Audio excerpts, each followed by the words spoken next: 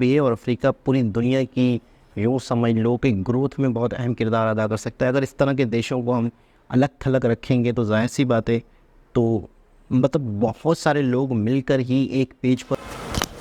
अस्सलाम वालेकुम, नमस्ते, सत श्री अकाल। उम्मीद करता हूँ ठीक होंगे, खुश होंगे। दोस्तों जा रहे हैं, खुश रहें, माँ बाप का ख्याल करें, क्योंकि माँ बाप हैं तो सभी कुछ है। दोस्तों आज की हमारी वीडियो है G20 highlights, how India change G20 for ever, अभी एंड नहू। G20 पिछले कुछ दिनों में आपने ये शब्द जरूर सुना होगा और ये इवेंट भारत के लिए एक बड़ी जीत था। इंटरेस्टिंग बात यह है कि वर्ल्ड मीडिया ने प्रेडिक्ट किया था कि G20 समिट फेल हो जाएगा, इंडिया इसे हैंडल ही नहीं कर पाएगा, लेकिन भारत ने उन सब क्रिटिक्स को गलत साबित कर दिया। How? Let me explain. Bharat 2023 में G20 प्रेसिडेंट है। भारत के हर स्टेट और यूनियन टेरिटरी के 60 शहरों में 200 से अधिक इवेंट्स प्लान हुए, जिनमें पूरी दुनिया के बड़े बड़े लीडर्स ने और 125 नेशनैलिटी के इन टोटल 25,000 लोगों ने पार्टिसिपेट किया। और आपको सुनकर विश्वास नहीं होगा, लेकिन भारत को 100% कंसेंसस यानी फुल सपोर्ट मिला। This is a huge victory for Bharat. लेकिन इसका मतलब क्या है? सिर्फ मीटिंग्स करने से क्या फर्क पड़ता है? हमने इस प्रेसिडेंसी में सिर्फ बातें की या फिर कुछ हासिल भी किया? 5 बड़े विक्ट्रीज है जिनके बारे में आइए जानते हैं आज के इस वीडियो में। हम इंपॉर्टेंट मुद्दे एक आसान भाषा में आपके सामने लाते हैं ताकि आप आपकी राय खुद बना सके। अगर आपको हमारा काम पसंद आता है तो प्लीज हमें सोशल मीडिया पर फॉलो या सब्सक्राइब करना ना भूलिए। ये आपके लिए तो फ्री है, लेकिन इससे हमारी बहुत हेल्प होती है। G20 के देश दुनिया के 60% पॉपुलेशन, 75% ट्रेड और 85% GDP को रिप्रेजेंट करते हैं। 1997 में एशियन फाइनेंशियल क्राइसिस हुआ था, जिसका इम्पैक्ट पूरी दुनिया पर हुआ। G20 से पहले G7 एक ओरिजिनल अलायंस था, मानो कि सबसे पहले अवेंजर्स। लेकिन एशियन फाइनेंशियल क्राइसिस के बाद उन्हें ये रियलाइज हुआ कि अगर इकोनॉमिक स्टेबिलिटी चाहिए तो दूसरे देशों का कोऑपरेशन भी चाहिए। तो 1999 में अवेंजर्स एक्सपांड हुआ और नए चेहरे सामने आए। आज 19 देश और यूरोपियन यूनियन को मिलाकर G20 बनता है। G20 क्या है, इसका इंपॉर्टेंस और इम्पैक्ट, इसके बारे में हमने एक वीडियो ऑलरेडी बनाया हुआ है। अगर आप एक रिफ्रेशर चाहते हैं तो पहले उस वीडियो को देखिए। लेकिन अब आगे बढ़ते हैं, विक्ट्री का काउंटडाउन स्टार्ट करते हैं। Victory number 5। G20 प्रेसिडेंसी एक एक्सीलेंट मौका होती है बदलते भारत का चेहरा दुनिया के सामने लाने का, और हमने यही किया। फिर वो यूपीआई की सीमलेस पेमेंट फैसिलिटी हो या हमारा कल्चर या डेवलप होता हुआ इंफ्रास्ट्रक्चर, ये है भारत मंडपम। 123 एकड़ में फैला हुआ भारत का सबसे हाई टेक कन्वेंशन सेंटर। 26 जुलाई 2023 को प्रगति मैदान में इसका इनॉग्रेशन हुआ। दुनिया के बड़े बड़े लीडर्स जैसे अमेरिका के प्रेसिडेंट जो बाइडेन, यूके के PM Rishi Sunak, Australian PM Anthony Albanese यहाँ मौजूद थे। इस साल भारत G20 का प्रेसिडेंट था, तो इस प्रेसिडेंसी के साथ कुछ स्पेशल पावर्स भी आते हैं। उन्हीं में से एक स्पेशल पावर है G20 के देशों को छोड़कर दूसरे देशों को स्पेशली इनवाइट करने की ताकत। भारत ने इस पावर का बखूबी इस्तेमाल किया और बांग्लादेश, सिंगापुर, यूएई जैसे देशों को इनवाइट किया। इन बड़े बड़े नामों में 2 इंपॉर्टेंट नाम मिसिंग थे, और वो हैं चाइना के शी जिनपिंग और रशिया के व्लादिमीर पुतिन। यूक्रेन के ज़ेलेंस्की भी G20 समिट में नहीं दिखे। ये देश G20 का हिस्सा है, फिर भी ये समिट के लिए नहीं आए। ये लोग ना होने के कारण कई मीडिया हाउसेस ने प्रेडिक्ट किया था कि इस साल भारत का G20 फेल हो जाएगा, लेकिन हुआ कुछ और। हमने इन बड़े बड़े लीडर्स के सामने डिजिटल पब्लिक इंफ्रास्ट्रक्चर का प्लान रखा। डिजिटल पब्लिक इंफ्रास्ट्रक्चर यानी DPI, जिसमें हमारा आधार, UPI, डिजिलॉकर जैसी टेक्नोलॉजीज आती हैं। जैसे हमारा DPI है, वैसे अलग अलग देशों का भी होता है। अगर हम सारे देश टेक्नोलॉजी शेयर करते हैं तो बेहतर सिस्टम्स बना सकते हैं। यही प्रस्ताव हमने वर्ल्ड लीडर्स के सामने रखा और वन फ्यूचर अलायंस स्थापित करना चाहा। इसीलिए ये सारे लीडर्स एक मंच पर एक साथ आना इम्पोर्टेंट था। साथ ही साथ अफ्रीकन यूनियन के लीडर भी यहाँ मौजूद थे। यूसी डेवलप्ड या फिर डेवलपिंग देश के बारे में तो समझ सकते हैं, लेकिन अफ्रीका यहाँ पर क्यों था? Victory number 4। ये G20 समिट हिस्टोरिक होने वाला है और इसका मेन रीजन है अफ्रीका। भारत ने G20 को एक्सपांड करके हमेशा हमेशा के लिए G21 कर दिया है। अब अफ्रीका भी इस ग्लोबल ग्रुप का हिस्सा होगा। जैसे G7 देशों ने एशिया के डेवलपिंग देशों को इन्वॉल्व किया, वैसे ही भारत ने अफ्रीकन यूनियन को G20 का हिस्सा बनाया। ये एक बड़ा मूव है। लेकिन क्यों? अफ्रीकन यूनियन में ये 55 देश आते हैं जिनका टोटल पॉपुलेशन 1.3 बिलियन है। इनमें इजिप्ट, इथियोपिया और साउथ अफ्रीका जैसे इंपॉर्टेंट देश भी आते हैं। आप वीडियो को पॉज करके उनके नाम पढ़ सकते हैं। अफ्रीका इंपॉर्टेंट इसीलिए क्योंकि अफ्रीका दुनिया की सबसे बड़ी इन्वेस्टमेंट अपॉर्चुनिटी है। अफ्रीका के पास डेमोग्राफिक डिविडेंड है क्योंकि उनका सारा पॉपुलेशन काफी यंग है। यहाँ का एवरेज एज सिर्फ 18 है। केनिया का सिलिकॉन सवाना अफ्रीका की सिलिकॉन वैली बन रहा है, जो कॉपी पेस्ट करके नहीं, लोकल प्रॉब्लम सॉल्व करके स्टार्टअप्स बना रहा है। अफ्रीका दुनिया का ट्रेजर चेस्ट माना जाता है, जहां एग्रीकल्चर, डायमंड, गोल्ड और लिथियम जैसे रेयर मिनरल्स मिल सकते हैं, जिससे फ्यूचर की टेक्नोलॉजी बनेगी, लिटरली वकांडा जैसे। इसीलिए जिस तरह से, जिस रिस्पेक्ट से अफ्रीकन यूनियन को G20 में वेलकम किया गया, ये भारत के लिए एक बड़ी विक्ट्री था। सोचिए, इस एक मूव की वजह से अफ्रीकन देशों में भारत के लिए ट्रस्ट कितना बढ़ेगा। हाल ही में न्यूज आई थी कि भारत अफ्रीका में $150 बिलियन के इन्वेस्टमेंट्स करने वाला है। अफ्रीकन पार्टनर्स का इंडियन लीडरशिप में ट्रस्ट होना एक मास्टर स्ट्रोक से कम नहीं। विक्ट्री नंबर 3, अमिताभ कांत हमारे G20 के शेरपा थे। उन्होंने कहा है कि इस साल का G20 उसके इम्पैक्ट के लिए जाना जाएगा, क्योंकि हमने 112 आउटकम्स अचीव किए हैं। यानी सिर्फ डिस्कशन नहीं, रिजल्ट्स सामने आए हैं, जिसमें economic growth, sustainable development, climate change, finance, private sector की इन्वॉल्वमेंट, एलिमिनेटिंग चाइल्ड लेबर ऐसे इंपॉर्टेंट रिजल्ट्स शामिल है। साथ ही साथ हमने इस अपॉर्चुनिटी का इस्तेमाल दुनिया को आईना दिखाने के लिए भी किया है। हमने कहा कि सस्टेनेबल डेवलपमेंट गोल्स जो पूरी दुनिया ने 2030 के लिए सेट किए हैं, वो हम अचीव नहीं कर पाएंगे। सिर्फ 12% टारगेट्स ऑन ट्रैक है और हम सबको कमर कस कर मेहनत करने की जरूरत है। ये सारी बातें न्यू दिल्ली डिक्लेरेशन का हिस्सा हैं। और आश्चर्य की बात यह है कि यूक्रेन जैसे देशों ने भी भारत का समर्थन जताया। पिछले एक साल में यूक्रेन रशिया कॉन्फ्लिक्ट में हमने नॉन अलाइनमेंट का रास्ता अपनाया। यूक्रेन की लीडरशिप इस बात से हमसे नाराज थी, लेकिन उनका न्यू दिल्ली डिक्लेरेशन में सपोर्ट पाना एक बड़ी जीत थी। अगर आप में से कुछ लोग न्यू दिल्ली डिक्लेरेशन के सारे 112 पॉइंट्स पढ़ना चाहते हैं, तो आप उन्हें यहाँ पढ़ सकते हैं। आज जियोपॉलिटिक्स लेवल पर दुनिया में काफी तनाव है।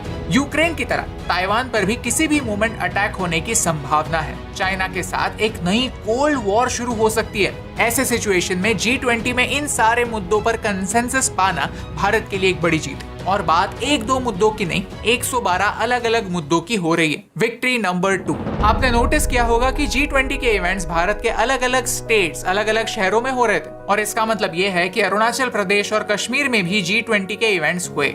ये एक एक्सीलेंट डिप्लोमेटिक विक्ट्री है, क्योंकि डायरेक्टली कोई भी देश पाकिस्तान या फिर मोर इम्पोर्टेंटली चाइना के खिलाफ खड़ा नहीं होता। लेकिन इन देशों के लीडर्स ने कश्मीर और अरुणाचल में होने वाले इंडियन G20 के इवेंट्स अटेंड किए। ये हमारे लिए एक इनडायरेक्ट सपोर्ट था और ये मैसेज पाकिस्तान और चाइना की लीडरशिप तक जरूर पहुंचा होगा। कश्मीर में कोई भी बड़ा इवेंट प्लान करना एक चैलेंज होता है। एक छोटी सी भूल, एक सिक्योरिटी फेलियर और पूरी दुनिया में नेगेटिव हेडलाइंस। ये एक काफी फीजिबल पॉसिबिलिटी थी, लेकिन भारत ने एक ग्लोबल स्टेज पर प्रूव कर दिया कि कश्मीर में स्टेबिलिटी वापस आ रही है। कुछ ही दिनों पहले की बात है कि जम्मू और कश्मीर में पत्थरबाजी के इंसिडेंसेस 99% कम हुए।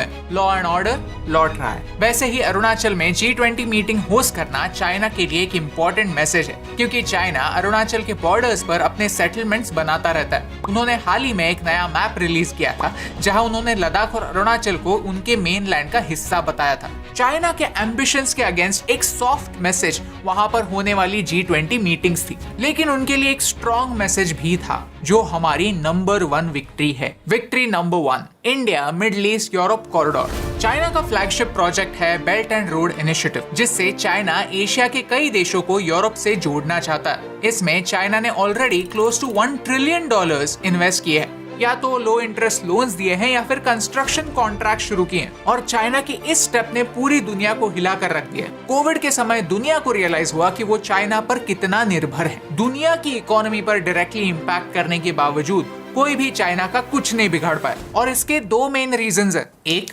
पूरी दुनिया की सप्लाई चेन चाइना पर डिपेंडेंट है। और 2, सारे वर्ल्ड ऑर्गेनाइजेशंस जैसे world health organization, world trade organization China के पॉकेट में। BRI के बाद चाइना का वर्ल्ड ट्रेड पर इन्फ्लुएंस और बढ़ जाएगा। तो एक अल्टरनेटिव की सख्त जरूरत है, ताकि ट्रेड फ्री और ओपन रहे, यहाँ किसी एक का डोमिनेंस ना हो। और इसी ऑब्जेक्टिव से India middle east Europe corridor launch होने जा रहा है। जो बाइडेन ने इसे एक बिग डील कहा है। लेकिन क्यों यहाँ हम रेलवेज और वाटरवेज का इस्तेमाल करने जा रहे हैं? हमारे साथ साथ Saudi Arabia, UAE, Israel, Jordan और यूनाइटेड स्टेट्स इस प्रोजेक्ट का हिस्सा होंगे। साथ ही साथ यूरोप के फ्रांस, जर्मनी, इटली और ईयू के कुछ देश भी इसमें शामिल होंगे। यहाँ मोदी जी ने एक इम्पोर्टेंट बात हाईलाइट की है। ये फोटो चाइना के लिए नाइटमेयर बनने वाला है, जहाँ सऊदी के MBS अमेरिका के प्रेसिडेंट के साथ हाथ मिला रहे हैं। इस ग्रैंड प्रोजेक्ट में हम सी रूट से यूएई से जुड़ेंगे, फिर सऊदी अरेबिया, जॉर्डन, इजराइल से होकर कनेक्शन यूरोप तक बनेगा।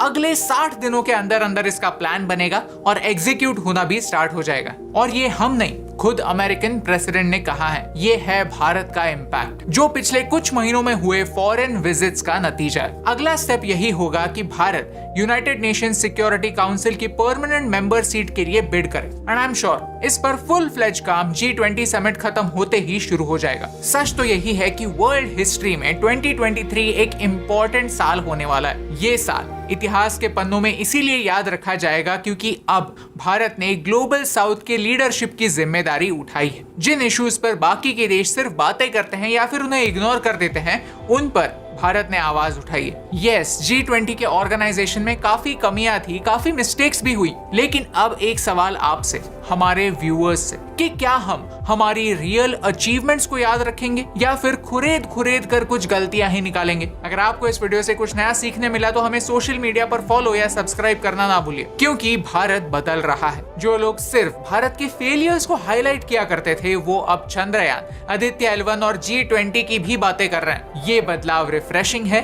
और जरूरी भी। यहाँ बात नाम की नहीं, काम की हो रही, और यही इंपॉर्टेंट बदलाव आप तक पहुंचाने से मुझे फर्क पड़ता है।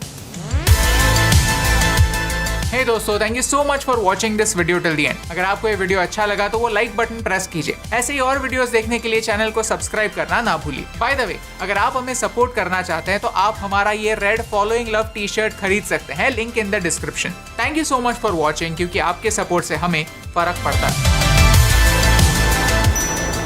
ओके जी जनाब, पूरी दुनिया जानती है किस कामयाबी से, किस तरीके से G20 को कंप्लीट किया, और मुझे बहुत ज़्यादा उम्मीद थी। जिस तरीके से बहुत सारी वीडियोस देख के आइडिया हो गया था कि प्रोफेशनलिज्म है। मैंने एक बहुत पहले वीडियो देखी थी जिसमें रिलायंस टॉप चैनल की वीडियो थी, जिसमें एक शख्स ने पूरी बुक लिखी थी बीजेपी किस तरह काम करती है। बीजेपी की जो एक वो है पॉलिटिक जमात जो है, पॉलिटिक, तो वो किस तरीके से अपनी सियासत को लेके चलती है, वो एज ए पार्टी।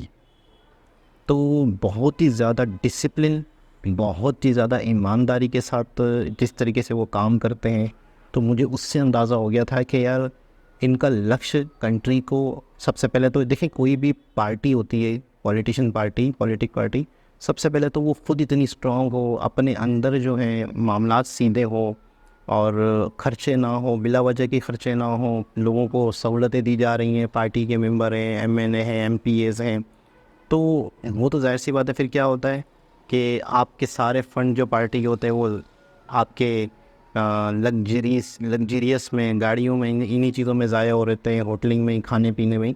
तो मैंने देखा कि बड़ी ही ऑर्गेनाइज पार्टी बीजेपी, यहाँ से अंदाज़ा हुआ पहले तो कि बहुत सारे बड़े बड़े प्रोजेक्ट, यानी कि लॉन्ग टर्म वाले प्रोजेक्ट जिससे मुल्क का विकास होता है, तरक्की होती है, वो प्रोजेक्ट पे फोकस किया इन्होंने। तो उन सारी प्रीवियस चीज़ों को देखते हुए हैं कोई भी शख्स प्रेडिक्ट कर सकता है, अंदाज़ा लगा सकता है कि G20 को कामयाब क्या करना है, G20 से बहुत ज़्यादा बेनिफिट्स उठाने हैं, बहुत ज़्यादा फ़ायदे उठाने हैं, दुनिया को फ़ायदे देने हैं इस G20 को। मतलब ये तो इस तरह का था कि G20 के अंदर जो खामियां थी, कमी बेशियाँ थी, उनको भी बेहतर किया। बहुत कम मौके होते हैं पूरी दुनिया सर जोड़े, बहुत कम मौके होते हैं पूरी दुनिया एक साथ बैठे और मामलात पे, इश्यूज़ पे डिस्कस करे। अगर पुतिन भी आते और यूक्रेन वाले भी आते तो मज़ीद मैं कहता हूँ मामलात बेहतरी की तरफ जाते और ये जंग भी बंद हो जाती हमेशा के लिए। कहीं ना कहीं किसी मुद्दे पे लोग ठहरते, क्योंकि जब वर्ल्ड लीडर्स होते हैं दरमियान में, उनकी भी डिस्कशन होती है, क्या क्या इश्यूज़ है, हम, मुझे क्या मसला है, आपको क्या मसला है। जब इंसान सामने होता है तो दो ही मसले डिस्कस होते हैं और दो ही मसलों का हल होता है। तो एक ये इशू था, लेकिन ये कि उसके बावजूद भी उस यूक्रेन रशिया वाले मामले को छोड़कर दुनिया एक पेज पे आई है और अफ्रीका बहुत ही ज़्यादा गुर्बत में है, बहुत ही ज़्यादा वहाँ पे क्राइसिस भी हैं, तरक्की के मामला अब भी शुरू हो रहा है, वो तो वहाँ से भी तरक्की होना शुरू हुई है।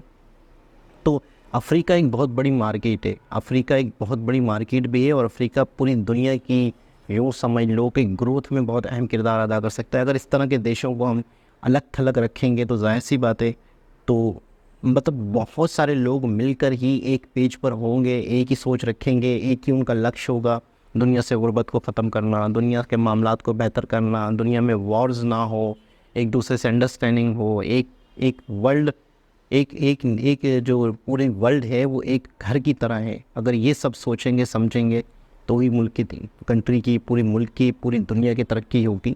और इन्वायरमेंट वाला जो इशू है सबको पता हो, वो इशू सबके ऊपर कानून नागुज़ हो, तब जाके वो इन्वायरमेंट वाले इशू को भी हम डील कर सकते हैं। तो बहुत सारी ऐसी चीज़ें हैं जब सब जुड़े होंगे। तो पाकिस्तान वाला मामला, बिल्कुल पाकिस्तान को मैं वही बार बार कहता हूँ कि शायद बिल्कुल ही दूध में से मक्खी की तरह निकाल के फेंक दिया गया है।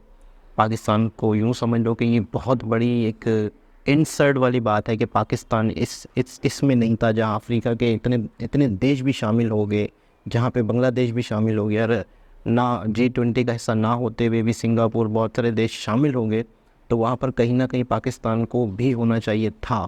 और पाकिस्तान का होना इसलिए भी ज़रूरी है ताकि कुछ भी है जो भी है, लेकिन इस खित्ते का हिस्सा है, इस वर्ल्ड का एक हिस्सा है। और उसके हवाले से मतलब कहीं आगे जो मामलात होते हैं, आगे जो फ़ैसले होते हैं, तो उनमें कहीं ना कहीं ज़बरदस्ती या फिर प्यार मोहब्बत से किसी भी तरीके से पाकिस्तान को एक पेज पे लाना ज़रूरी है।